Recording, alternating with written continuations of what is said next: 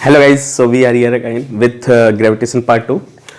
In this video we will discuss first of all free falling, then mass and weight, then difference between them, okay, and one last part will be there with thrust and Archimedes principle. So let's start this part. We have a very interesting question: why earth attract a small stone towards its center, but this stone cannot pull this earth? Why? Like आप simply देखो, if we drop this cap, suppose this is a small stone, then stone will attracted by earth, but not this stone attracting that earth ना towards its center or towards the body, है ना? Why? ऐसा क्यों हो रहा है कि earth attract करता है इस स्टोन को, स्टोन नहीं अट्रैक्ट करता, जबकि हमने न्यूटन्स लॉज में पढ़ा था म्यूचुअल इंट्रैक्शन होता है. लाइक अगर suppose the mass of stone is m1 and mass of this earth is me and the distance between them is small r, then force between them is given by g m1 m2 divided by the gap between them, the separation between them, square. This is the gravitational force, and this force will work on both body as well as this earth and on this mass both ना. तो आप ये सोचो कि जब force इस पे लग रहा है और ये नीचे आ रहा है स्टोन, तो अर्थ पे भी तो फोर्स वही लग रहा है, ये भी तो ऊपर जाना चाहिए था स्टोन की तरफ, क्यों नहीं जा रहा है? तो इसका क्वेश्चन इसका आंसर देखिए क्या है. ये फोर्स जो है ये दोनों पे लग रहा है, ठीक है, and we know very well कि acceleration is what, acceleration is equals to force upon mass. If we find कि acceleration of this small stone, तो क्या करना होगा? फोर्स तो यही लोगे आप, acceleration of stone we are just going to find ना. तो force G M E m1 by are square, this is the whole force divided by stone का एक्सेलरेशन, तो स्टोन का मास कितना है? m1. m1 will cancel out, what we will get? g me over r square. This is the acceleration of stone. आप ये बताओ क्या अर्थ का मास बहुत ज़्यादा होता है? यस. अगर हम अर्थ की बात मास करें तो ऑर्डर इसका कितना होता है? 24 kg का होता है, मीन्स काफ़ी ज़्यादा हो गया. अगर हम इसका कैलकुलेशन वो करें, कैलकुलेट करें, तो ये वैल्यू कुछ 10 टू द पावर पॉजिटिव में आने वाली है. मीन्स एक्सेलरेशन इसका क्या है? ज़्यादा आ रहा है कि नहीं? लेकिन अगर हम इसी का उल्टा करके, नहीं, we have to find acceleration of this stone, तो हम सॉरी अर्थ, तो हम क्या लिखेंगे? Acceleration of earth is equals to force between the earth and stone divided by mass of the earth. तो मास ऑफ द अर्थ करेंगे तो force पहले लिख लेंगे G M E stone mass m1 and divided by r square, this is the force divided by mass of earth. Mass of earth will cancel out, what we will get? G m1 by are square, है ना. g 6.67 into 10⁻11 होता है. Stone का मास कितना ले लेंगे आप? 1 kg, 2 kg, 3 kg, इतने ही तो ले सकते हैं हम लोग ना. तो अगर इसकी वैल्यू मल्टीप्लाइड करें तो ओवरऑल देखा जाए 3 का मल्टीप्लाई या 5 का मल्टीप्लाई, इवन चलिए 10 का कर लेते हैं, है ना, 10 kg का मास ले लेते हैं. तो व्हाट वी विल गेट कि एक जीरो कैंसिल आउट होगा तो 10⁻10 अभी भी बचे रहेगा. And this acceleration is very small, इतना स्मॉल कि हम ऑब्जर्व नहीं कर सकते. दैट्स वाई हमें फील नहीं होता कि अर्थ स्टोन की तरफ क्या करता है? मूव करता है. I hope this thing is clear to all. Okay, move to the next part, very interesting, जो डेली लाइफ में हम देखते ही रहते हैं. एंड ग्रेविटेशन का कॉन्सेप्ट भी वहीं से स्टार्ट हुआ था, क्या? Free falling. ओके, तो फ्री फॉलिंग के केस में आप सबसे पहले याद रखेंगे कि फ्री फॉलिंग सिर्फ इन्फ्लुएंस ऑफ अर्थ की वजह से होता है. There will be no other forces then gravitational. अगर कोई बॉडी फ्रीली फॉल हो रही, इट मीन्स कि उस पर सिर्फ और सिर्फ ग्रेविटी का क्या है? अट्रैक्शन है, ग्रेविटी का इन्फ्लुएंस है. Like this is our earth and at any height h, suppose एक मास आपने छोड़ा, जैसे अर्थ के सरफेस हमने इतना ऊपर से h हाइट से ये कैप छोड़ा तो नीचे जाएगा, तो this will attracted towards earth. Okay, no ये अट्रैक्ट हो रहा है, क्या कोई अदर फोर्स है इसके आगे पीछे जो इसको नीचे ले जा रहा है? नहीं, ओनली अर्थ का इन्फ्लुएंस है, ठीक है. Only earth is attracting that mass. तो इस जगह पे जो फॉलिंग इसकी कहलाएगी वो क्या कहलाएगी? फ्री फॉलिंग, ठीक है. बॉडी क्या हो रही है? फ्रीली फॉल हो रही है. Clear? Okay, free falling cases में आपको 2-3 बातें बड़ी अच्छे से याद रख लेनी है, जस्ट मग अप कर लेना है कि when ever a free falling body is going on, इसका एक्सेलरेशन जो होगा वो अर्थ ही देगा. क्यों? क्योंकि इसको खींचने के लिए फोर्स कौन लगा रहा है? अर्थ. तो तो एक्सेलेरेशन भी कौन देगा? अर्थ। तो acceleration of the body is taken to be g, that is given by 9.8 metre per second square. May be ये सबको याद होता है एंड याद होना भी चाहिए। Small g equals to 9.8 metre per second square. इसी को आप लिख सकते हो 980 centimetre per second square. Okay, इस मीटर को अगर सेंटीमीटर बदलो तो 1000 से मल्टीप्लाई करना होगा और वो 1009 डेसिमल को लेकर एक जीरो कैरी करके देके देगा तो 980 हो जाएगा। या इसी को हम 32 फीट पर सेकेंड बोल सकते हैं स्क्वायर में, फीट पर सेकेंड स्क्वायर 32 फीट बोल सकते हैं। और याद आपको होगा या नहीं है पता तो आप ये हमेशा याद रखेंगे कि हमारे प्लैनेट्स में जुपिटर जो है वो काफ़ी बड़ा है ना, कह सकते हैं सबसे बड़ा। तो इस जुपिटर का जो अपना जी है, देखो एक्सेलेरेशन जो प्लैनेट्स देते हैं किसी मासेस को, मतलब लाइक आप यहाँ पे हो तो हम मासेस कहलाएंगे अर्थ के लिए। एक छोटे छोटे मार्कर्स, छोटे छोटे स्टोन, सारे मासेस हैं। उन मासेस के लिए अर्थ कितना एक्सेलेरेशन देगा? 980 सेंटीमीटर पर सेकेंड स्क्वायर या 9.8 मीटर पर सेकेंड स्क्वायर या 32 फीट पर सेकेंड स्क्वायर। ये तीनों में से कोई भी ले सकते हैं, बट ये SI को हम प्रीफर करते हैं तो 9.8 ही लेंगे। अगर आप जुपिटर पे चले जाओगे तो आपको वहाँ G कितना फील होगा? तो जुपिटर का G सबसे ज़्यादा होता है। G of Jupiter equals to 26 metre per second square. Maximum small g of the Jupiter is 26 metre per second square. Okay, earth की होती है कितनी? हमें तो अर्थ पे रहना है, 9.8 देखना हमें, जुपिटर से मतलब भी ज़्यादा नहीं रखना है, बट जस्ट फॉर नॉलेज कि हाँ कितना ज़्यादा होता है वो देख लेते हैं। नाउ जो g की वैल्यू होती है 9.8 वो कहाँ पे होती है? सरफेस पे। कहाँ? अर्थ के सरफेस पे 9.8 होती है। अगर आप इससे ऊपर जाओगे तो भी जी घटेगा, इससे नीचे जाओगे टनल बना के डिग करके गड्ढा खोद के तब भी जी घटेगा। ठीक है, अर्थ की रोटेशन अगर रुक जाए, स्लो हो जाए तब भी जी चेंज हो जाएगा और तेज होने लगे तब भी जी चेंज हो जाएगा। ठीक है, और शेप की हेल्प से हम पोल और इक्वेटर पे अलग अलग जी पाते हैं। लाइक पोल पे जी की वैल्यू 10 होगी और इक्वेटर से नॉर्मली प्लेसेस पे हम कितना लेते हैं? 9.8। तो वी आर नॉट एट पोल तो हम जनरली क्या यूज कर लेंगे? 9.8।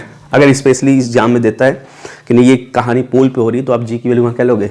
10 लोगे। अदरवाइज दे सिंपली गिव कि हाँ सिंप्लिसिटी के लिए आप 9.8 मत लीजिए, 10 ले लीजिए तब लेंगे। अदरवाइज आपको जी की वैल्यू कितनी लेनी है कैलकुलेशंस के लिए? 9.8।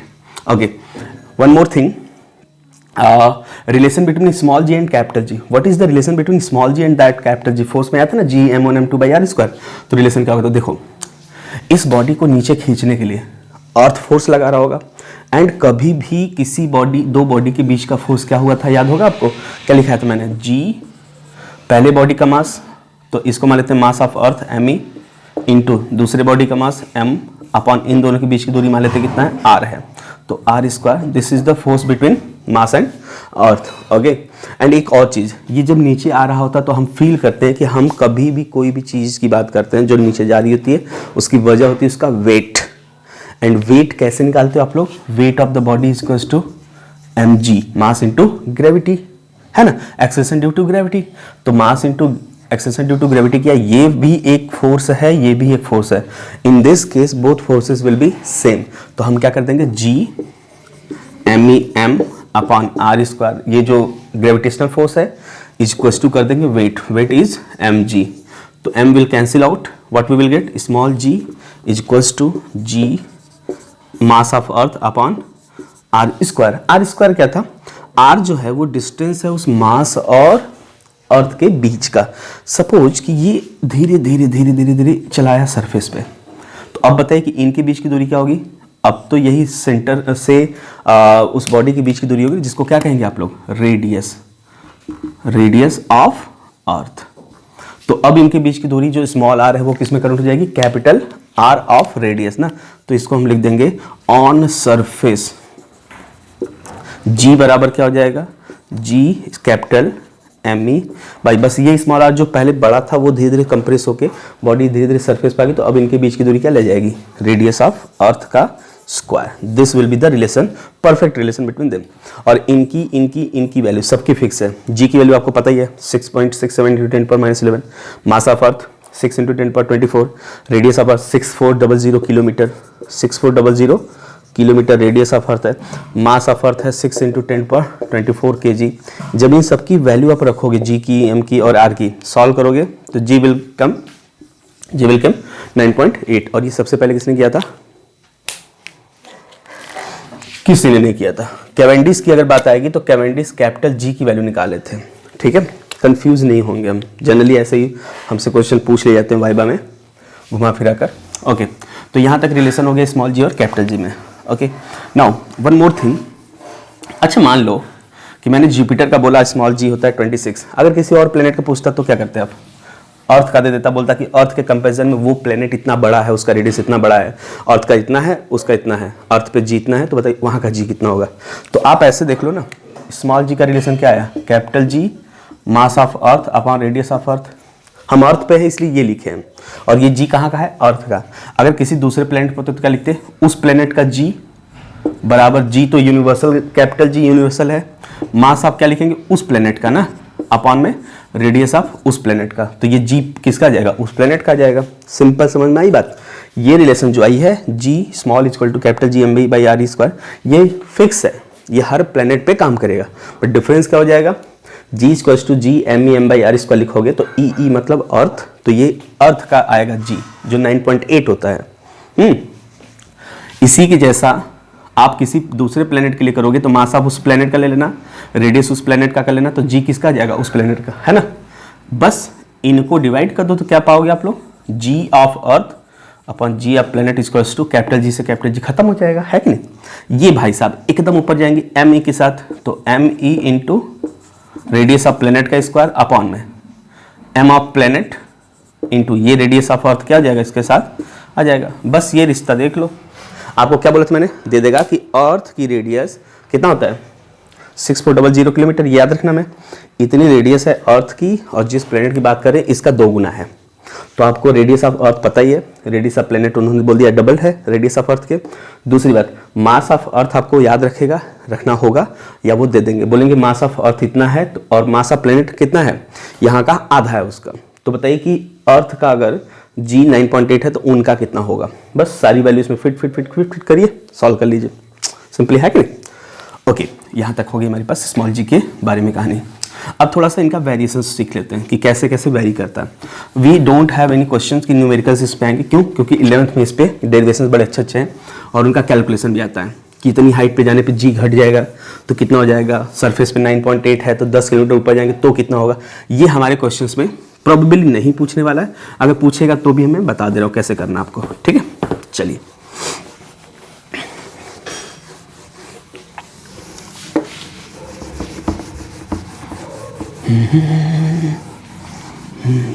देखिए next, variation in small G. Variation in small G का मतलब देखिए, पहली चीज हाइट के साथ, हाइट के साथ, हिंदी भी तो अजीब हो गई मेरी, हाँ, हाइट के साथ मतलब ऊपर जाने पे, हाइट के साथ जाने पे जी घटता है, याद रखें। जी कभी बढ़ेगा नहीं, कहीं पर जाने पर बस एक केस में बढ़ेगा, मैं बताऊंगा, बाकी किसी केस में बढ़ने वाला नहीं, घटेगा ही घटेगा। हाइट पे जाओगे तो जी घटेगा, कैसे देखो, अगर ये अर्थ है, सरफेस पे आप जी लेते हो, जी एस, जी सरफेस का, और किसी हाइट पे चलेगा, कितनी हाइट मान लेते हैं एच, सरफेस है ना, तो वहां पे जी जो होगा वो मान लेते हैं जी एट एच हाइट ना, जी एच बोल देंगे उसको। तो इसकी वैल्यू कितनी होगी, तो उसके लिए निकालने के लिए simply g at any height h बराबर जी ऑफ सरफेस, जो कि आपको याद है 9.8 in bracket 1 minus 2 of height upon में रेडियस ऑफ अर्थ। सिंपली ये फॉर्मूला आपको याद रखना, कैसे आता है, this will get in class 11th, okay, don't worry, क्योंकि इसमें बाइनोमियल नोमियल लगा के यूज किया जाता है, और हमें पता नहीं है बाइनोमियल क्या, अभी इस क्लास में तो नहीं पता है, तो छोड़ देते हैं, जस्ट रिमेंबर कर लेते हैं। जिनको लगता है कि न्यूमेरिकल करना है वो याद कर ले। ये हाइट पर ग्रेविटी है, सरफेस पे 9.8 ये दिया रहता है, जो याद रहेगा आपको। एच होगा कितने ऊंचाई पे जाना है, और आर क्या होगा, रेडियस ऑफ अर्थ, जो कि कितना था 6400 किलोमीटर, मीटर में जरूर बदल लिएगा, ठीक है। ओके, दूसरा क्या है हमारे पास, विथ डेप्थ। अगर डेप्थ में टनल गड्ढा खोद के हम नीचे चले जाएं डी गहराई पर, डी, तो कितना होगा, तो वहां की जो ग्रेविटी होगी जी डी मान लेते हैं, जी एट डेप्थ डी बराबर जी एट सरफेस वाला 1 माइनस, जो यहाँ 2h लिखा है बस वहां पे डी लिख लिएगा, अपन में आ रही, सिंपली मैच करो, बस यहाँ का टू हटा दिया गया। जी डी मतलब जितनी गहराई पूछेगा कि हम जमीन से मतलब सरफेस से 500 मीटर नीचे जाते हैं वहाँ जी बताइए, तो यहाँ पे क्या होगी, ये 500 नीचे वाली जी है, ये सरफेस की 9.8 याद रखना है। डी क्या होगी, कितनी डेप्थ पे जाना है वो बताना है, 500 मीटर वही है तो 500 मीटर लिखोगे। और इसको कितना लिखोगे सर आप लोग, 6400 6400 किलोमीटर इंटू 10³ मीटर हो जाएगा। तो मीटर में जरूर रखिएगा, अगर ये किलोमीटर दिया तब तो किलोमीटर में रखो, नो प्रॉब्लम। लेकिन अगर ऊपर वाला मीटर है तो इसको भी क्या करना होगा, मीटर में रखना होगा। ये हो गया हाइट के साथ, ये हो गया डेप्थ के साथ। Next rotation. तो देखो रोटेशन में ध्यान सुनना, ये अर्थ है, मान लो कि इसके अबाउट अर्थ क्या हो रहा है, रोटेट कर रहा है, ऐसे ऐसे dim dim dim dim dim dim ऐसे घूम रहा है, ठीक है। तो हम यहाँ पर अगर खड़े होंगे तो हमें एक ऐसे घूमते हुए, आप अच्छा रस्सी में बांध के कोई चीज़ ऐसे घुमाते हो तो वो पत्थर जो स्टोन जिसको बांध के आप घुमा रहे हो वो किधर जाने की कोशिश करता है, बाहर। तो आप हमेशा बाहर जाने की कोशिश करते हो, लेकिन अर्थ इसको आपको क्या किया है, अंदर खींच के रखा है। This position is called as equator, and जिसके अबाउट घूमता है these are called as poles. तो याद रखिएगा, अर्थ की जो ग्रेविटेशनल होती है पोल पे सबसे ज़्यादा होती है वो तो 10 और इक्वेटर पे 9.8, ठीक है, मीटर पर सेकेंड स्क्वायर। अगर अर्थ सडनली किसी दिन रुक जाए, स्टॉप कर जाए घूमना, तो घूमने के रुकने से पोल वालों को तो कोई फर्क ही नहीं पड़ेगा। क्यों? क्योंकि जब कोई चीज़ घूमती है तो यहाँ के लोग नहीं घूमते हैं, जिस एक्सिस के अबाउट कोई घूमता है, जैसे मैंने इसको मारकर घुमाया तो इस पॉइंट के अबाउट मारकर नहीं घूम रहा, तो इनको पता भी नहीं कि कोई घूम रहा है। इन लोगों को पता होगा इसको बड़ा तेज घूम रहा होगा, है ना। जैसे पंखा चलता है तो देखते हो ना, पंखे की बात करें हम तो ये बीच वाले लोग नहीं घूमते, सिर्फ ब्लेड्स घूमते हैं, है कि नहीं। वैसे ही अर्थ जिस अबाउट घूमता है पोल्स उनके अगर अर्थ घूम रहा है तो भी पोल वाले को पता नहीं चल रहा है, और नहीं घूम रहा है तो भी नहीं। तो पोल वालों को तो कोई फर्क नहीं है रोकने या चलने से, लेकिन इक्वेटर वालों को फर्क पड़ेगा। अगर अर्थ रुक गई चलना, छोड़ दी, स्टॉप कर दी rotation, then the equator has maximum G. वहां पे जी की वैल्यू क्या हो जाएगी, मैक्स हो जाएगी। घूमने की वजह से आप बाहर निकलने की कोशिश करते हो, इसलिए जी आप पे थोड़ा कम हो जाता है, लेकिन जब स्टॉप कर जाएगा ना तब पूरी तरीके से अर्थ आपको खींचती रहेगी, तब जी आप पे क्या हो जाएगा, बढ़ जाएगा, ठीक है। बहुत कॉम्प्लेक्स में नहीं जाते हैं, सिर्फ इतना याद कर लीजिए, स्टॉप हो जाएगा अगर रोटेशन तो इक्वेटर पे जी की वैल्यू बढ़ जाती है, जबकि पोल पे क्या रहेगी, कोई चेंज नहीं होता, तो उसको मिनिमम मान सकते हैं उस केस में, ठीक है। अभी के लिए हमारा जी क्या है, वहाँ पोल का मैक्स है, ठीक है। ओके, थर्ड हो गया fourth g shape and size से। खैर ये तो आपका सिंपल है, शेप और साइज यही वाला है। पोल पे जी की वैल्यू कितनी, 10, और इक्वेटर पे कितना, 9.8। क्यों? क्योंकि ये अर्थ हमारा कुछ ओवल शेप में होता है, ऐसे घूमता है, तो दीज आर द पोल्स। तो ये सेंटर से क्या होता है, क्लोज होते हैं, और सेंटर से दूर होते हैं इक्वेटर बेचारे, तो यहाँ पे 9.8 होता है, और जो पास होता है वहाँ का ज़्यादा होता है, ठीक। ओके, आई होप कि डाउट नहीं बचना चाहिए। अगर बच रहा है तो आप कमेंट बॉक्स में पूछ सकते हो, या any how just connect with me and ask questions, okay. क्योंकि सारी चीज़ें तो हम नहीं बता सकते, वीडियोस बहुत लंबे लंबे हो जा रहे हैं, बहुत ही लॉन्ग टर्म्स वो लेंथ हो जा रहा है, ना आपको देखने में अच्छा लगेगा ना हमें बनाने में, है कि नहीं। तो कोशिश ये है कि हम मेन पार्ट बता दें। अगर आपका कोई ऐसा क्वेश्चन हो तो वो हमसे पर्सनल पूछ सकते हैं, ठीक है। कमेंट बॉक्स में भेजेंगे तो ज़्यादा बेटर है, ताकि दूसरे लोग भी देखें तो उनको भी हो सकता है क्या करें, उसको क्वेश्चन को डिस्कस कर सकते हैं, है कि नहीं। चलिए नेक्स्ट पार्ट पे आते हैं हम लोग। नेक्स्ट हमारे पास है वेरिएशन हो गया हमारे पास। अब एक चीज़ और कि स्मॉल जी कहाँ कहाँ जीरो हो सकता है। क्या जीरो हो सकता है? यस। स्मॉल जी को आप जीरो दो जगह पे याद रखेंगे। अर्थ के सेंटर पे जी जीरो हो जाता है, ऐसे ही किसी भी प्लेनेट के जी उसके सेंटर पे क्या होगा, जीरो। लाइक अब जुपिटर पे जाओ, जुपिटर का जी मैंने बोला 26 मीटर पर सेकंड स्क्वायर होता है, मैक्स पूरे प्लैनेट्स में सबसे ज़्यादा। उसके सेंटर पे जाओगे तो उसका भी जी क्या हो जाएगा, जीरो, ठीक। तो अर्थ के सेंटर पे अर्थ का जी क्या होता है, स्मॉल जी, जीरो। दूसरा, inter planetary space means inter space जो होता है हमारे पास, इंटर स्टेलर स्पेस, वहाँ पे भी जी क्या होता है, जीरो। क्योंकि वहाँ के आसपास कहीं पर भी कोई प्लेनेट होता ही नहीं है, तो उन प्लेनेट की ग्रेविटी वहाँ क्या हो जाती है, जीरो। जहाँ जैसे एस्ट्रोनॉट्स जाते हैं तो एस्ट्रोनॉट अपन अगर सेटेलाइट से बाहर निकल गए किसी काम से, लाइक सेटेलाइट ये है इसके अंदर, तब तो ठीक ठीक है, उसमें भी जी जीरो होता है, तो उसमें तैर रहे होते हैं, आप मूवीज़ में देखे होंगे, है कि नहीं। अगर कभी किसी काम के बाहर कोई प्रॉब्लम हो गई है सेटेलाइट में, बनाने के लिए बाहर निकलते हैं वो, तो अपने आप को बेल्ट से बांध के रखते हैं, है ना। और अगर नहीं बांधे हैं तो वो एक चेयर लेते हैं, जेट्स ऑफ गैसेस, मतलब उस जेट में जो चेयर होती है उसे जेट कह सकते हैं क्योंकि उसमें गैस बने होते हैं, गैस के क्या कह सकते हैं उसको, रॉकेट जैसे उड़ता है नहीं एक्शन रिएक्शन पे, तो लाइक उनके पीछे बैक साइड में गैस जब तेज निकलता है तो आगे की तरफ एक रिएक्शन मिलता है जिससे उनका चेयर जिस दिशा में चाहते हैं उस दिशा में मूव करा लेते हैं, ठीक है। तो वहाँ भी जी क्या होता है, जीरो होता है, ठीक। वहाँ वेट भी आपका जीरो होगा, अर्थ के सेंटर पर जहाँ स्मॉल जी जीरो वहाँ वेट जीरो होगा, सिंपली याद रखिएगा। वेट होता है m इंटू जी और जी ही जीरो, तो वेट क्या हो जाएगी, जीरो। तो बस आप जी के बारे में याद रखिए, वेट अपने आप समझ में आ जाएगा। जैसे मैं बताऊं, मून का स्मॉल जी कितना होता है, अर्थ के स्मॉल जी से 1/6 पार्ट होता है। If I talking about g of moon, moon क्या है, सैटेलाइट है, उनका भी अपना जी होता है। तो G of moon is equal to G of earth divided by 6। जितना अर्थ का हो, कितना है अर्थ का, 9.8 बाई 6 कर दो, ये आ जाएगा 2.3 approximately metre per second square. 1.6 जा 6 और बचेगा कितना 3, 6 जा 1.6 आएगा। 2.3 एक्चुअली दूसरा है, वो स्केप वेलोसिटी में बताने लगा था, my mistake. 1.6 metre per second square approx, this will be the g of earth, sorry moon. ऐसे आप किसी भी प्लेनेट का, वैसे भी मैंने अभी एक रिश्ता बताया था ना, G1/G2 बराबर M1R2 square upon M2R1 square, ऐसा टाइप का कुछ था ना प्लेनेट वाला, वैसे पे हम काम कर सकते हैं, बैक साइड जाके देख सकते हो आप। ओके, सो फ्री फॉलिंग के इक्वेशंस की बात कर रहे हैं हम लोग। Equation V equals to U plus GT, H equals to UT plus half GT square and V square equals to U square plus 2GH। ये आपने मोशन इक्वेशन पढ़ा, इसलिए हम इसको डिराइव नहीं कर रहे हैं और हम कुछ वो भी नहीं करने वाले इसका, क्या कहते हैं, सिग्निफिकेंस की। G क्या है, H क्या है, H हाइट है, G आपका एक्सेलेरेशन ड्यू टू ग्रेविटी है, V final speed, U initial speed, T क्या है, टाइम है।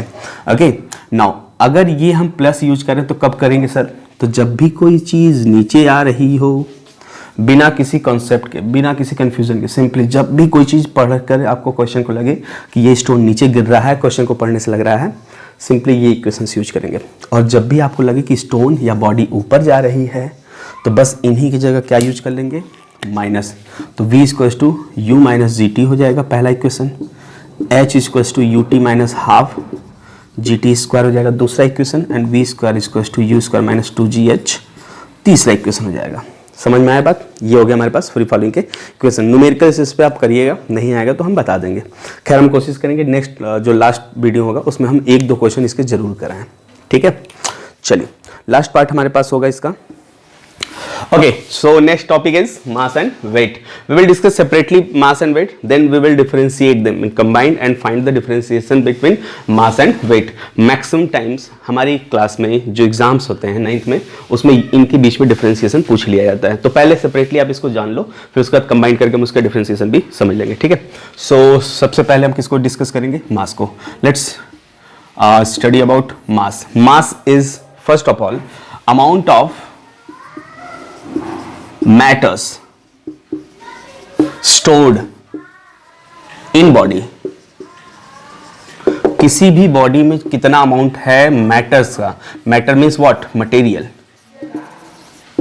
मटेरियल्स। जितनी बॉडी लेके माकर इसमें जितना मास है उसको हम कैसे कैलकुलेट करेंगे, उसमें प्रेजेंट मटेरियल्स को, उसमें प्रेजेंट मैटर्स को हम कैलकुलेट कर ले, we will find what, mass of the body. Okay, and इसको कैलकुलेट करने का सबसे अच्छा तरीका जो है, हमारे पास एक डिवाइस होता है physical balance. Physical balance, we can use physical balance to calculate the मास।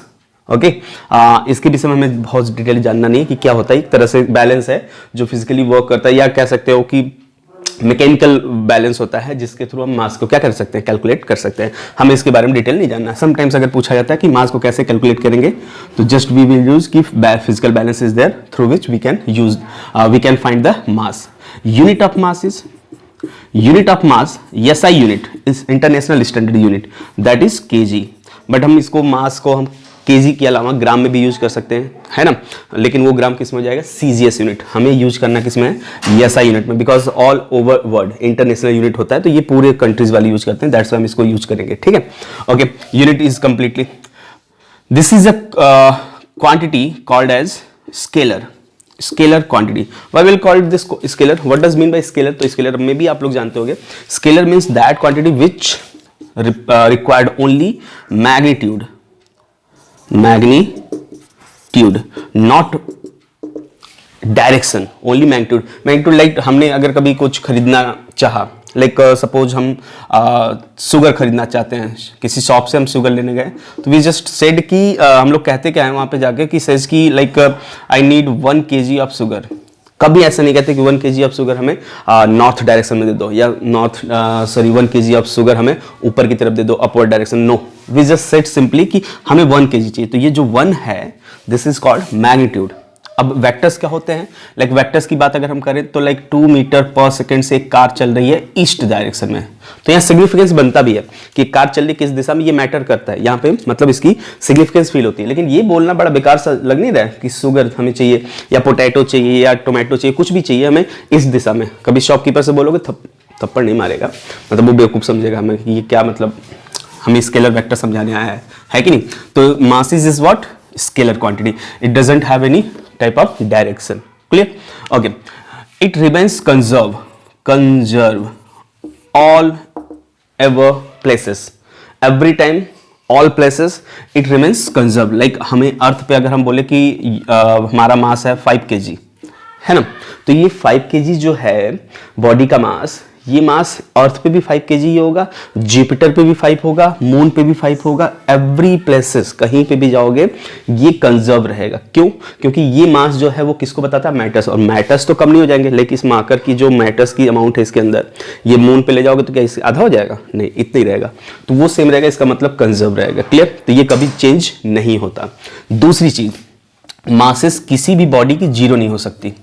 अगर कोई बॉडी है तो उसके अंदर मैटर्स होगा, और मैटर्स अगर है तो मास कंफर्म होगा, तो masses never be zero. Body है, मास है उसके पास, मतलब मैटर्स है, तो वो जरूरी है कि उसके पास मास होगा ही होगा, मास जीरो नहीं हो सकता कभी। Okay, these all things are there कि मासेस जीरो नहीं हो सकते, कंजर्व रहते हैं। यूनिट क्या होती है इनकी? केजी होती है। स्केलर हमेशा होते हैं, और फिजिकल बैलेंस से क्या होते हैं? कैलकुलेट होते हैं। और क्या होता है मास? मैटर्स की अमाउंट, जितना अमाउंट बॉडी में मैटर्स है उतना ही क्या हो जाएगा? मास हो जाएगा। These all things is sufficient for your things, कि आप 9th के लिए इतना ही जानो। ठीक है, नेक्स्ट पार्ट हमारे पास आता है वेट। Weight is what? तो वेट के बारे में आप सिंपली सुनना, लाइक इसको हम फिजिकल बैलेंस से कैलकुलेट करते हैं मास को, इसको हम करेंगे स्प्रिंग बैलेंस से। स्प्रिंग बैलेंस है ना, तो स्प्रिंग बैलेंस क्या होता है ये भी हमें नहीं जानना, बस स्प्रिंग यूज करके उसमें स्प्रिंग में कितना एक्सटेंशन आ रहा है, कितना स्ट्रेच हो रहा है। लाइक स्प्रिंग आप ले लो, यहाँ पकड़ लो, नीचे एक छोटा सा मास लटका दो, हो सकता है थोड़ा सा स्ट्रेच हो, और एक हैवी मास लटकाओ तो ज्यादा हो जाएगा। तो कितना ज्यादा वेट है उसका, कितना ज्यादा उस पर फोर्स लग रहा है, वो डिफाइन करता है उसमें स्प्रिंग में एक्सटेंशन, स्ट्रेशन कितना आ रहा है, स्ट्रेच कितना हो रहा है। ठीक है, तो spring balance is a device through which we can find weight. ये हो गया पार्ट इसका। ठीक है, डिफरेंसेस भी चल रहा है हम साथ में, और उसके बाद अलग से डिफरेंस देख लेंगे। SI यूनिट मास का क्या था? kg। It weights SI unit is, SI unit of weight is newton. देखो समटाइम्स न्यूटन किसकी यूनिट होती है? याद होगी आपकी, फोर्स की। इसका मतलब वेट भी एक तरह का फोर्स हुआ। Yes, weight is a type of force, that is what? Weight एक फोर्स होता है, जानते कौन सा? Force due to gravity. जो हमारे पास लाइक इसको हम ड्रॉप करें तो ये नीचे क्यों जा रहा है? क्योंकि अर्थ इसको अट्रैक्ट कर रहा है ग्रेविटी की वजह से। वो जितनी फोर्स से खींच रहा होगा इस मार्कर को, इस कैप को, या हमें खींच रहा होगा, वही फोर्स हमें फील कराएगा कि हमारा वेट उतना ही है। लाइक एक वेइंग मशीन खड़ा है, वेइंग मशीन आपने रखा, इसके ऊपर आप खड़े हो जाओ, तो आपका वेट क्यों दिखाता है उसमें, है ना? अर्थ आपको खींचेगी नीचे की तरफ, तो स्प्रिंग उसमें लगे होते हैं, कुछ डिवाइसेस होती है, हम बैलेंस के बारे में नहीं जान रहे हैं, उसके ऊपर एक एक्शन मिलता है, किसके ऊपर? बैलेंस के ऊपर। तो बैलेंस उसको वापस एक रिएक्शन देगा, और वही रिएक्शन उतना ही होगा जितना आपका एक्शन मिलेगा। तो कितने फोर्स आपको खींचेगी ग्रेविटी? मान लेते हैं mg से, तो वही mg का रिएक्शन जब वापस देगा तो वो एक रिप्रेजेंट कर देता है लेटर्स में, नंबर्स में, कि इतने kg का, इतने न्यूटन का, इतने वैल्यू का आपका क्या है फोर्स हम पे लग रहा है, तो हम इतना ही वापस आपको दे रहे हैं। तो वेट मेजर करने के लिए स्प्रिंग बैलेंस होता है, ये एक्शन रिएक्शन पे वर्क करता है, सिंपली हम समझ सकते हैं। और ये होता क्या? फोर्स ड्यू टू ग्रेविटी होती है। जितना वेट हम बोलते हैं वो समझ लीजिए कि आपको अर्थ, अगर अर्थ पे हो वेट आप बता रहे हो, इसका मतलब अर्थ आपको उतनी तेज खींच रहा है। अगर मून पे चले गए तो मून जितनी तेज खींचेगा आपका वेट वहां पे उतना हो जाएगा। इसका मतलब कि जो वेट होता है वो फिक्स नहीं होता। देखो कंजर्व का मतलब क्या था? मास फिक्स थी, लेकिन ये फिक्स नहीं होता। ये क्या होता है? वेरिएबल होता है। कौन वेरिएबल करता है? वेरी मतलब करता है, वेट वेरी करता है प्लेस टू प्लेस। क्यों वेरी करता है? तो देखिए जो वेट होता है वो ग्रेविटी फोर्स होता है, और ग्रेविटी फोर्स लगता है m इंटू जी, ये फोर्स होता है। तो आपका मास तो कांस्टेंट रहेगा, फिक्स रहेगा, लेकिन जो g है, हमने पढ़ा था ना वेरिएशन इन g, ऊपर नीचे कहीं पे जाने पे, डिफरेंट प्लेनेट पे जाने पे, सैटेलाइट पे जाने पे आपका g क्या होता है, चेंज होता है। जब ये चेंज हो जाएगा तो ओवरऑल वैल्यू f क्या हो जाएगी, चेंज, और वही फोर्स ही क्या होता है, वेट। इसका मतलब वेट क्या हो गया, वेरिएबल। ठीक है। और फॉर एग्जाम्पल हम समझना चाहें तो जो अर्थ पे E होता है, मीन्स G होता है, अर्थ की G 9.8, उसमें 6 से डिवाइड करते हो तो कहाँ की G आती है, मून की आती है, ये हमें पता है ना। तो आप सोचो कि G जब 1/6 हो जाएगा मून पर, तो वेट कितना हो जाएगा, वेट भी तो हो जाएगा ना, वेट ऑन अर्थ जितना होगा उसी में 6 से डिवाइड करो, वेट ऑन मून आ जाएगा। इसका मतलब आपका वेट आपको अर्थ पे कम फील होगा, तो आप जब उछलोगे तो आप थोड़ा ज़्यादा हाइट तक उछल पाओगे, आपकी ग्रेविटी क्या होगी, वहाँ पे कम होगी, अर्थ कम खींचेगा आपको, 1/6 पार्ट कम खींचेगा, जितना यहाँ फोर्स फील करो उसका 1/6 आप वहाँ फील करोगे। ठीक है, तो वेट भी वहाँ 6 पार्ट हो जाता है, लेकिन आप 60 न्यूटन के हो यहाँ पे, तो वहाँ कितने न्यूटन के फील करोगे, 10 के। वैसे जी भी चेंज हो जाता है, जी भी 6 पार्ट हो जाता है, और वेट भी, याद रहेगा ये बात। ओके, ये हो गई वेट के बारे में। यूनिट क्या होगी इसकी, न्यूटन। स्प्रिंग बैलेंस से मेजर किया जाएगा, वेरिएबल होता है, इसकी तरह कंजर्व नहीं रहेगा मास की तरह, और ये एक तरह का फोर्स होता है जो ग्रेविटी देता है, force as equal to mg। तो वेट का फॉर्मूला क्या हो गया, वेट भी तो mg हुआ ना, तो कभी भी वेट निकालने के लिए आप मास में ग्रेविटी का मल्टीप्लाई कर देना, you will get what, weight. लेकिन जी जहां का लेके मल्टीप्लाई करोगे मास में, वहीं का वेट मिलेगा आपको। ऐसा नहीं कि मून का लेकर मल्टीप्लाई कर दिया और अर्थ पे पूछ रहे हो वेट हो रहा है, नहीं। अगर आपको वेट चाहिए अर्थ पे, तो अर्थ के स्मॉल जी से मल्टीप्लाई करना, जुपिटर पे चाहिए तो जुपिटर के जी से मल्टीप्लाई करना। याद होगा आपको जुपिटर का वैल्यू कितना था, मतलब small g on Jupiter 26 metre per second. सोच लो इस हिसाब से, हमारे 9.8 है, हमें जितना फोर्स चाहिए उसमें अपने मास में जी 9.8 का मल्टीप्लाई करते हैं, और जुपिटर चले जाए तो 26 से मल्टीप्लाई करेंगे, बहुत ज़्यादा वेट होगा, मतलब आप पैर उठाना भी काफ़ी टफ फील होगा हमें, है ना। ठीक, ये हो गई हमारी कहानी। ओके, और कुछ इसके विषय में इंपॉर्टेंट चीज़ जैसे हम बात करें कि जो वेट होता है वो हमेशा, अर्थ ग्रेविटी फोर्स है ना, फोर्स ड्यू टू ग्रेविटी, इसका मतलब अर्थ हमेशा खींचता नीचे, तो वेट की एक पर्टिकुलर डायरेक्शन हो गई, किधर, नीचे की तरफ। किसी भी चीज को छोड़ेंगे ग्रेविटी हमेशा नीचे खींचेगी, इसका मतलब weight has a particular direction, that's why weight is not a scalar quantity. Where is this, mass तो स्केलर था ना, it is vector quantity. Okay, weight is a what, vector quantity, means इसके पास वैल्यू भी होगी और direction भी होगी। तो मैग्नीट्यूड कितना हो गया वैल्यू, mg, और डायरेक्शन किधर हो गई, डाउनवर्ड। हमेशा जिस भी प्लेनेट पर रहोगे उसके सेंटर की तरफ आपकी वेट हमेशा होगी। क्लियर है, कभी ऐसा नहीं कि सर ऐसे इंक्लाइंड एक प्लेन था, इस पर हमने एक बॉडी रख दी, लुढ़का रहे हैं, इसको लुढ़क रहा है, रोल करते हुए जा रहा है, इसका वेट तो नीचे होना चाहिए, नहीं, इसका वेट वर्टिकली डाउनवर्ड होगा हमेशा। ठीक है, weight always works for vertically downward, कहीं पर भी किसी भी स्टेट में रखा हो बॉडी, उससे मैटर नहीं करता, हमेशा किधर लगेगा, डाउन साइड। इतनी कहानी हो गई हमारे पास वेट और मास की। अब डिफरेंसेस इसी में सीख सकते हैं। पहला डिफरेंस, अगर हम बात बोले कि मास क्या होता है, मैटर्स को बताता है कितना मैटर्स उसमें कंटेन होता है, जबकि वेट क्या बताता है, कितने फोर्स से आपको वो ग्रेविटी खींच रही है। पहला डिफरेंस। दूसरी डिफरेंस, यूनिट केजी होती है, उसकी यूनिट न्यूटन होती है। तीसरा डिफरेंस, ये फिजिकल बैलेंस से मेजर किया जाता है, ये स्प्रिंग बैलेंस मेजर किया जाता है। 3 हो गए, 4th हो गया। 5th क्या करेंगे, स्केलर होता है, ये वेक्टर होता है। 6 क्या हो जाएगा, मासेस कंजर्व रहते हैं, कांस्टेंट रहते हैं, नहीं बदलते, ये होता है वेरिएबल। एक लास्ट 7th बात करें, या 6 जो भी रहा होगा, आई फॉरगेट दैट, स्मॉल जी 0 भी हो सकता है, कहां पे, सेंटर ऑफ अर्थ। तो अगर जी ही 0 हो जाएगा सेंटर ऑफ अर्थ, तो वेट भी तो 0 हो जाएगा ना, mg होता है जी 0, तो वेट 0। इसका मतलब weight of any body at the centre of any planet, like earth पे हो तो अर्थ पे आपका वेट 0 कहां होगा, सेंटर ऑफ अर्थ पे, तो वेट मे बी 0, वेट 0 हो सकता है, जबकि मासेस 0 कभी नहीं हो सकते। ये हमारे पास बेसिकली कुछ 5 to 6 डिफरेंसेस हैं, आप इसको यूज कर सकते हो। एग्जाम में ऐसा नहीं आएगा कि पूरा लिखना है, 2, 3 मैक्स टू मैक्स। तो ये यूनिट लिख लो, ये स्केलर होता है वो वेक्टर, ये लिख लो, ये कंजर्व रहते हैं वो वेरी करते हैं, ये लिख लो, फॉर्मूला लिख लो कि वो मास होता है m से रिप्रेजेंट होता है, वेट क्या होता है m, जब g से मल्टीप्लाई करेंगे तो मास कंजर्व रहते हैं, वो बदलता रहता है, ये कभी 0 नहीं हो सकता, वो 0 वेट हो सकता है। क्लियर, ये सारी कहानी किसकी होगी, मास और वेट की। ओके, नेक्स्ट पार्ट जो आज की वीडियो का लास्ट होगा हमारा, दैट इज ऑर्बिटल वेलोसिटी।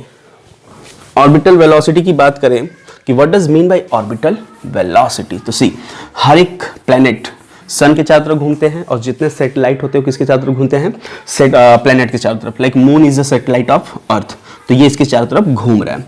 वैसे हम सिंथेटिक जो मैन मेड सैटेलाइट्स होते हैं वो भी हम क्या करते हैं, ऑर्बिट में प्लेस करते रहते हैं हमेशा। अभी कुछ दिन पहले एक और सैटेलाइट लॉन्च हुआ था, नाम याद तो नहीं आ रहा है, जिसे हम एटलीस्ट शायद पास्ट ऑफ द अर्थ देख सकते हैं।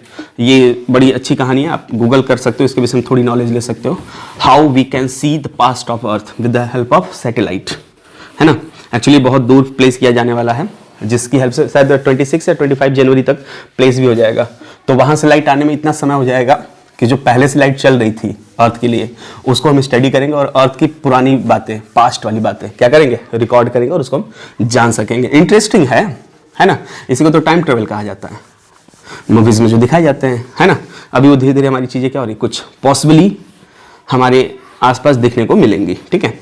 तो हम बहुत अजीब सी बातें नहीं करेंगे, सिंपल चलते हैं, अदरवाइज पता चला ग्रेविटी भूल के हम टाइम ट्रेवल मशीन बना रहे हैं। ओके, लास्ट पार्ट ना, लाइक दिस इज अर्थ, इसके चारों तरफ मैंने एक सैटेलाइट भेजा, मैन मेड सैटेलाइट, ठीक है।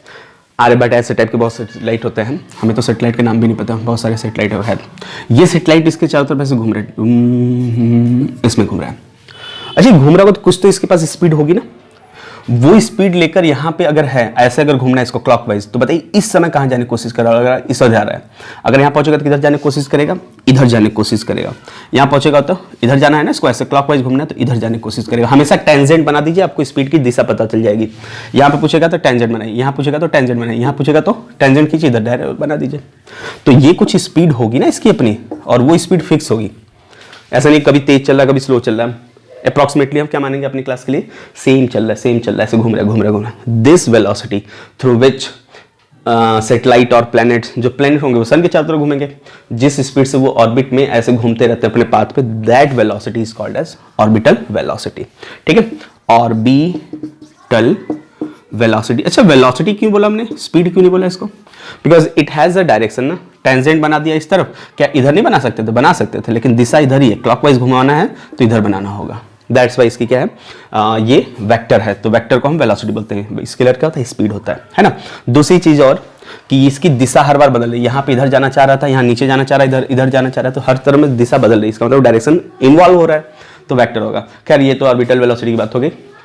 कितना होता है हमें इससे मतलब नहीं रखना है, बस वो वेलोसिटी जिससे कोई भी सैटेलाइट, कोई भी प्लैनेट अपने ऑर्बिट में घूम रहा होता है, that velocity is called as orbital velocity. Okay, हमारे पास दो ऐसे सैटेलाइट है जिनके बारे में थोड़ा सा नॉलेज हमें रखना चाहिए। कौन कौन से, पहली जियो स्टेशनरी सैटेलाइट और पोलर सैटेलाइट, दो हैं जिनके बारे में थोड़ा सा जानते रहते हैं। जियो स्टेशनरी मतलब जियो मीन्स अर्थ होता है ना, and stationary means rest, means earth के रिस्पेक्ट में जो सैटेलाइट रेस्ट पे फील होते हैं, those satellites are called as geo stationary satellite. अब देखो आप, लाइक मैं कुछ मेरे पास ऐसा दिख नहीं रहा है, लाइक ये अर्थ है, suppose this is the earth, इसके ऊपर एक सैटेलाइट है। अगर अर्थ सपोज कि ऐसे घूम रहा है, ऐसे, ठीक है, तो इसके ऊपर सैटेलाइट भी ऐसे घूमना चाहिए, और आप यहीं पे अगर हो तो आपके ऊपर सर पे एकदम सैटेलाइट दिख रहा है। अब आप यहाँ चले गए तो आपका सर उधर होना चाहिए ना, तो सैटेलाइट भी आपके साथ होना चाहिए, हमेशा आपके सर के ऊपर है। सैटेलाइट ऐसे घूमे, मतलब अर्थ ऐसे घूमे तो नीचे, फिर ऐसे घूमते हुए इधर आना चाहिए। सोचो अब ध्यान से कि अगर अर्थ एक दिन 24 आवर में करता है, तो ये सैटेलाइट को भी कितना करना चाहिए, 24, ताकि हमेशा आपके साथ क्या करे, घूमे वो। तो ऐसे सैटेलाइट जो अर्थ के साथ 24 आवर्स में एक चक्कर लगाते हैं, दो सैटेलाइट और कॉल्ड एज जियो स्टेशनरी, ठीक, क्योंकि वो अर्थ के साथ ही घूमेंगे हमेशा, ठीक है, सिंक्रोनस मोड में। नाउ 24 आवर्स में तो घूमते हैं, बहुत अच्छी बात है कि हर एक वो सैटेलाइट जिनका टाइम पीरियड, एक टाइम पीरियड किसे कहते हैं, एक चक्कर लगाने में लगा समय। Geo stationary satellite are those satellite which have time period 24 hour, okay, with respect to earth. Now second thing is कि इसको अर्थ से कितना ऊपर ले जाके छोड़ना होता है कि इसकी टाइम पीरियड इतना ही रहे, तो 35,800 किलोमीटर, और सिंप्लिसिटी के लिए अप्रॉक्सीमेटली हम इसको 36,000 मीन्स 36,000 किलोमीटर। सोचो ये बहुत ज़्यादा डिस्टेंस है, इतने डिस्टेंस पे हम क्या करते हैं, ऊपर ले जाके छोड़ देते हैं, तो वो हमारे अर्थ के साथ ही घूमेगा, और उसकी टाइम पीरियड कितनी होगी, 24 आवर्स। सिंप्लिसिटी के लिए 36,000, अदरवाइज 35,800 500 किलोमीटर है, ठीक है। ओके, ये रही तो जियो स्टेशनरी की बात। नाउ नेक्स्ट मूव करते हैं पोलर लिख दिया मैंने, क्या, पोलर सैटेलाइट। पोलर सैटेलाइट के बारे में भी दो चीजें, पहली चीज ये कि कितने किलोमीटर होते हैं, जैसे जियो स्टेशनरी लगभग 36,000 किलोमीटर ऊपर होते हैं अर्थ से, वैसे ही कितना होता है, तो ये बहुत पास ही रहते हैं, 500 से लेके 800 किलोमीटर तक ही, इतने ऊपर तक ही छोड़ते हैं इसको। और जो पोल्स होता है, लाइक अर्थ ऐसे घूम रहा है तो पोल्स यहीं पे होंगे ना, तो पोल के अराउंड घूमते हैं हमेशा, ठीक है, दैट्स वाई इसको पोलर कहते हैं। और जियो स्टेशनरी बस हाइट की मैटर करती है, ठीक है। Okay, polar about 500 to 800 kilometre. इसकी टाइम पीरियड कितनी होती? तो 80 टाइम पीरियड 58 मतलब 85 से अराउंड 100 मिनट होती है। मतलब अप्रॉक्सीमेटली देखा जाए तो 1.5 घंटे से थोड़ा सा ज़्यादा होता है ना, 1.5 आवर। 90 मिनट में 1.5 घंटे हो जाएगा, 90 से थोड़ा सा ज़्यादा मान लेते हैं। अप्रॉक्सीमेटली 90 मिनट अगर ले लिया जाए एवरेज, तो 1.5 घंटे लगभग होता है। एक बार एक चक्कर लगा देता है 1.5 घंटे में। तो अप्रॉक्सीमेटली एक दिन में कितना चक्कर लगाएगा सोचो, 24 घंटे होते हैं हमारे पास। अगर देखा जाए तो हमको लगता है 1670 टाइप्स क्या हो जाएगा, ये चक्कर लगाएगा पोलर अर्थ के बाहर, ऐसे बहुत बार। कितनी बार? 17 बार। और ये कितने चक्कर लगाएगा? अर्थ के साथ ही घूम रहा, तो एक बार में एक 24 आवर में एक चक्कर लगाएगा। क्लियर? तो these all thing about Jio stationery and polar satellite. अब हम बात करते हैं कुछ एक छोटी सी चीज, लास्ट जो होगा आज हमारे पास, escape velocity. One more word is there, escape velocity. देखिए what does mean by escape velocity. Escape velocity वो वेलोसिटी होती है, लाइक आप इसको फेंक रहे हैं ऊपर से, वापस आ जा रहा है, ये गया वापस आया, और तेज फेंकेंगे तो और ऊपर जाएगा और थोड़ा सा देर में आएगा, और ऊपर फेंके तो और काफी देर बाद आएगा, हो सकता है 10 सेकंड बाद आए, और ऊपर तेज फेंकेंगे तो हो सकता है 20 सेकंड बाद, और ऊपर फेंकते जाए, धीरे धीरे टाइम क्या होता है बढ़ेगा। हो सकता है एक बार इतना तेज फेंक दे कि 1 घंटे बाद आए, एक बार और तेज फेंकवा दे, किसी और चीज से लॉन्च करवा के फेंकवा दे, हो सकता है 10 घंटे बाद आए, और तेज फेंकेंगे तो हो सकता है 10 दिन बाद आए। ऐसे करते करते हम इतनी तेज फेंके इस ऑब्जेक्ट को कि वापस आए ही ना। मतलब ग्रेविटी जितनी थी, जहां क्यों आता है कोई चीज, अर्थ खींच लेता है। अगर हम अर्थ के ग्रेविटेशनल टेरिटरी से ऊपर फेंक दे, हटा दे, तो अर्थ नहीं खींच पाएगा, तो उसके बाद वापस आएगा नहीं। तो वो वेलोसिटी जिससे किसी ऑब्जेक्ट को फेंके इतना तेज कि वो वापस अर्थ पे ना पाए, मींस अर्थ के ग्रेविटेशनल फील्ड से क्या कर जाए, स्केप कर जाए, भाग जाए, उस वेलोसिटी को क्या बोलेंगे? Escape velocity of the planet, of the satellite. Like हम बात करें कि अर्थ पर से सर इस कैप को हमें फेंकना है, दोबारा नहीं लाना है इसको, हम थक गए इससे, तो क्या करेंगे? इसको खूब तेज फेंकेंगे और वापस नहीं आएगा। कितनी तेज फेंकोगे आप? तो जानते हो अर्थ के लिए स्केप वेलोसिटी कितनी होती है? Escape velocity for earth double ही लिख देते हैं, स्केप वेलोसिटी ई और अर्थ ई और वेलोसिटी है, दिस इज 11.2 किलोमीटर पर सेकेंड। इतनी स्पीड, मतलब 1 सेकंड में 11.2 किलोमीटर ये जाए, इतना तेज फेंकिए आप, तब तो वापस नहीं आएगा, अदरवाइज वापस चला आएगा। यही चीज स्केप वेलोसिटी फॉर मून जो होता है वो 2.3 होता है किलोमीटर पर सेकेंड। अगर मून से किसी चीज को भगाना है तो उसको 2.3 किलोमीटर पर आवर की स्पीड से फेंक दो, पर सेकंड की स्पीड से फेंक दो, वापस नहीं आएगा। मतलब 1 सेकंड में 2.3 किलोमीटर पर जाना चाहिए वो।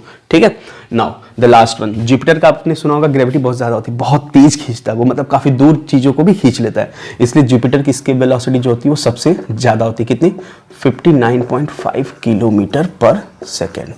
सोचो 59.5 किलोमीटर पर सेकेंड, 1 सेकेंड में अप्रॉक्सीमेटली 60 किलोमीटर जाना चाहिए, तब तो वो वापस नहीं आएगा। मतलब जुपिटर से किसी चीज को फेंकना बहुत ही टफ है, अर्थ से फेंकना भी टफ है, मून से फेंकना थोड़ा सा क्या लग रहा है, सिंपल लग रहा है कि नहीं? वह सिंपल लग रहा है नहीं सिंपल। ठीक है, तो ये हमारे पास थी स्केप वेलोसिटी। ऑर्बिटल वेलोसिटी आपको नहीं याद रखना है कितना होता है, और स्केप वेलोसिटी के बाद जियोस्टेशनरी सैटेलाइट, पोलर सैटेलाइट हो गए, कितने पे होते हैं, ये सारी कहानी हो गई। तो हमारे पास आज के लिए इतना ही है, बस एक और वीडियो बचेगा हमारे पास ग्रेविटेशनल चैप्टर के लिए, जिसमें थ्रस्ट, आर्किमिडीज प्रिंसिपल और डेंसिटी के बारे में, रिलेटिव डेंसिटी के बारे में पढ़ेंगे। ठीक है, मे बी अगर पॉसिबल होगा तो मैं एक और वीडियो बनाऊंगा न्यूमेरिकल के लिए। ठीक, तो आज के लिए इतना रखते हैं, थैंक यू।